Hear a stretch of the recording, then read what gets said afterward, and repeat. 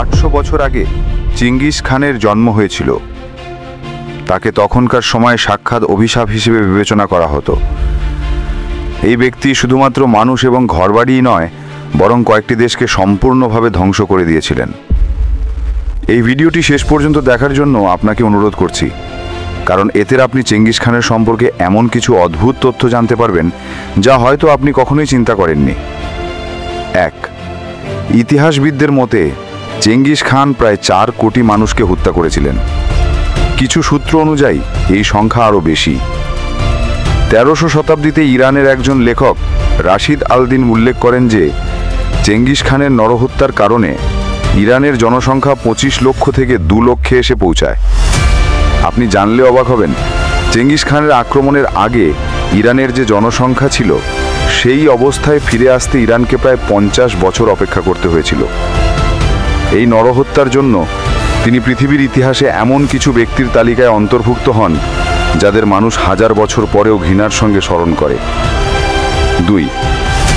Genghis খানের এক মেয়ের বিয়ে হয়েছিল তুকছার নামক এক ব্যক্তির সাথে, যিনি চেঙ্গিস খানের খুব প্রিয় ছিলেন।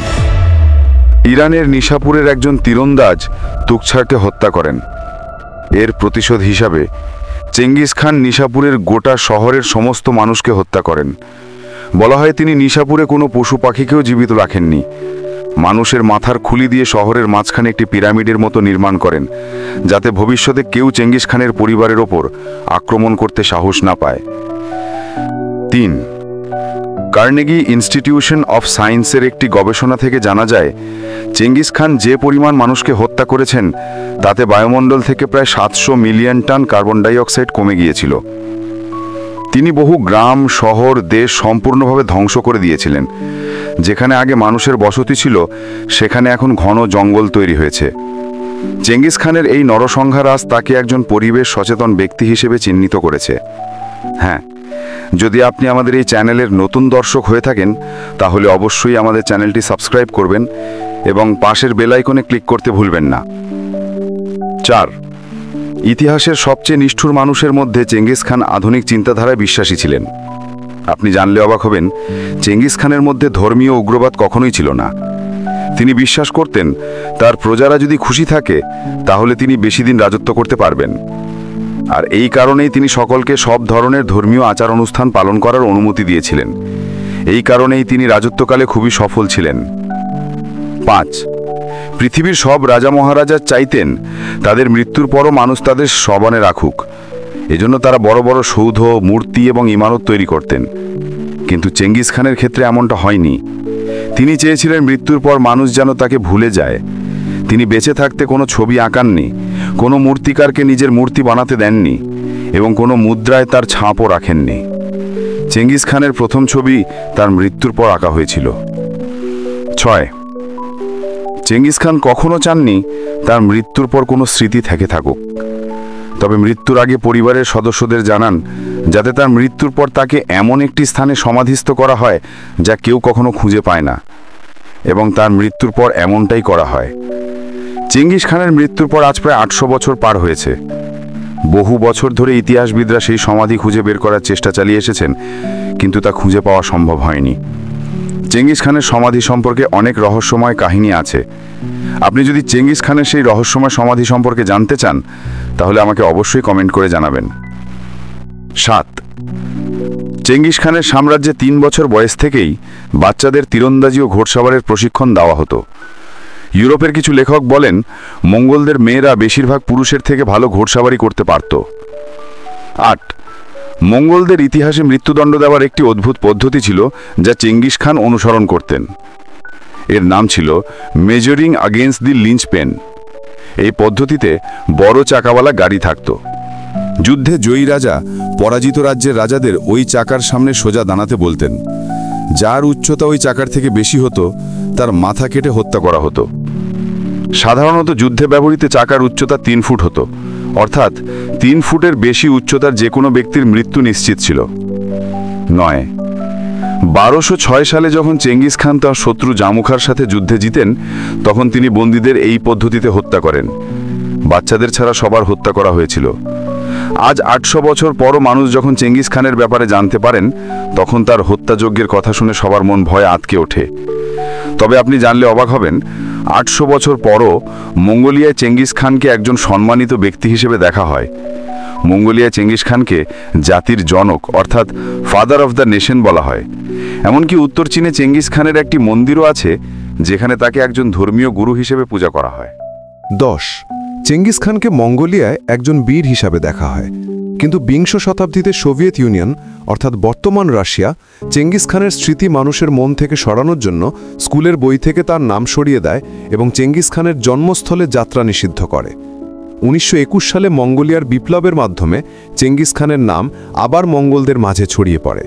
মঙ্গল সংস্কৃতিতে চেঙ্গিস খান ফিরে আসেন, এমনকি মঙ্গলদের টাকায় চেঙ্গিস খানের ছবি ব্যবহার করা হয়। 11. চেঙ্গিস খানের নামে খান থাকার কারণে অনেকেই ভাবেন তিনি একজন মুসলিম ছিলেন, তবে এটি সম্পূর্ণ ভুল। চেঙ্গিস খানের আসল নাম ছিল তেমুজেন। তেমুজিন মঙ্গল ভাষার একটি শব্দ, যার অর্থ লোহার কারিগর। চেঙ্গিস খান উপাধি তিনি পরে পেয়েছিলেন। অনেকে মনে করেন মঙ্গোলীয় ভাষা চেঙ্গিস থেকে চেঙ্গিস নাম এসছে। চেঙ্গিসের অর্থ মহাসমুদ্র। খান একটি মঙ্গোলীয় ভাষার শব্দ, যার অর্থ শাসক। এই উপাধি মঙ্গোলীয় উপজাতিরা তাদের নেতা বা দলপতিদের দিত, অর্থাৎ চেঙ্গিস খান শব্দের অর্থ সারা বিশ্বের শাসক। 12. 1300 শতকের শুরুতে উত্তর চীনে বহু দলে বিভক্ত ছিল। মঙ্গলরা ছিল এদের মধ্যে একটি উপজাতি, যারা বিভিন্ন দলে বিভক্ত ছিল। তেমুজিন অর্থাৎ চেঙ্গিস খান তাদের মধ্যে একজন ছিলেন। 1206 সালে এই ছোট ছোট দলগুলোকে তিনি একত্রিত করেন এবং তাদের নেতা হন।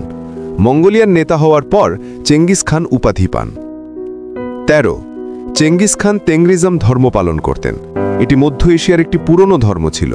আজও মধ্য এশিয়ার কিছু জনজাতি এই তেংরিজম ধর্ম পালন করে। মঙ্গল ও তুর্কিদের মধ্যে এই ধর্মটি প্রধান ছিল। 14. চেঙ্গিস খানের জীবনের শুরু সম্পর্কে খুব বেশি তথ্য জানা যায় না, কারণ তিনি জীবিত থাকতে তার উপর খুব কম বই লেখা হয়েছিল। চেঙ্গিস খানের ছোটবেলার ব্যাপারে আমরা যা কিছু জানি তা একটি বই থেকে, the secret history of the Mongols. এই বইটি চেঙ্গিস খানের মৃত্যুর কিছু পরে লেখা হয়েছিল এবং এটি মঙ্গোলীয় ভাষায় লেখা সবচেয়ে পুরনো বই। তবে বইটি কে লিখেছিলেন তা জানা যায়নি। এই বইতে শুধুমাত্র চেঙ্গিস খান নন, বরং মঙ্গলদের রাজপরিবারের অনেক ইতিহাসও লেখা আছে। বহু বছর এই বইটির কোনো কপি পাওয়া যায়নি। 19 শতকে এই বইটির প্রথম চীনা কপি ছাপা হয় এবং এরপরে আমরা চেঙ্গিস খানের ব্যাপারে এত তথ্য জানতে পেরেছি। 15. The secret history of the মঙ্গলসে লেখা আছে চেঙ্গিস খানের জন্মের সময় তার হাতে রক্তের ছাপ ছিল। এর অর্থ এই শিশু বড় হয়ে খুব শক্তিশালী দলপতি হবে। 16. ছোটবেলায় তেমুজিন অর্থাৎ চেঙ্গিস খানের এক সৎ ভাই ছিল, যার নাম বেক্তর। সে তেমুজিনকে খুব বিরক্ত করত। সে তার খাবার ছিনিয়ে নিত, মারধর করত। ভাইয়ের এই অত্যাচার থেকে রক্ষা পেতেই চেঙ্গিস খান বড় হয়। পরে একদিন এই অত্যাচার থেকে রক্ষা পেতে না পেরে চেঙ্গিস খান তার ভাইকে মেরে ফেলেন।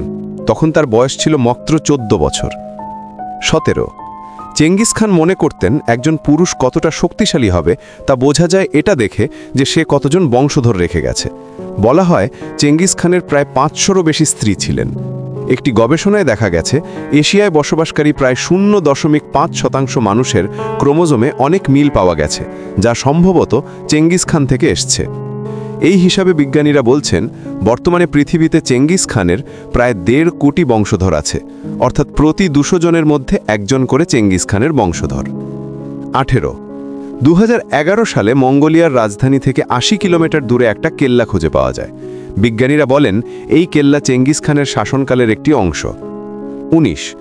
অনেকে মনে করেন চেঙ্গিস খান শুধুমাত্র তলোয়ারের জোরে তার সাম্রাজ্যকে বড় করেন, তবে এটি সম্পূর্ণ সত্যি নয়। চেঙ্গিস খান যেমন নিষ্ঠুর ছিলেন তেমনি চালাকও ছিলেন। অন্যান্য রাজ্য জয় করার জন্য তিনি তার মেয়েদের সাথে ওই রাজ্যের রাজার বিয়ে দিতেন এবং রাজার মৃত্যুর পর যেন তার মেয়েরা ওই রাজ্য দখল নিতে পারে তার সমস্ত ব্যবস্থা করতেন। কিছু রাজা আগে থেকেই বিয়ে করা অবস্থায় থাকত। তখন চেঙ্গিস খান ওই রাজাদের স্ত্রীদের মেরে ফেলতেন এবং সেই রাজাদের নিজের মেয়ের সাথে বিয়ে দিতে রাজি করিয়ে নিতেন। এইভাবে তিনি অনেক রাজাকে মঙ্গোলীয় সাম্রাজ্যের অধীনে নিয়ে আসেন। এছাড়া যখন মঙ্গোলীয় সাম্রাজ্যের যুদ্ধে জয়লাভ করতেন তখন ওই রাজাদের সবসময় সামনে রাখা হতো যাতে তাদের তাড়াতাড়ি মৃত্যু হয় এবং চেঙ্গিস খানের মেয়েরা সেই রাজ্য শাসন করতে পারে। 20. 1201 সালে তাইজুদ উপজাতির সাথে লড়াই করার সময় একটি তীর চেঙ্গিস খানের ঘোড়াকে মেরে ফেলে। এবং তাকে খুব আহত করে ফেলে। যুদ্ধে শেষ পর্যন্ত চেঙ্গিস খান জিতে যান।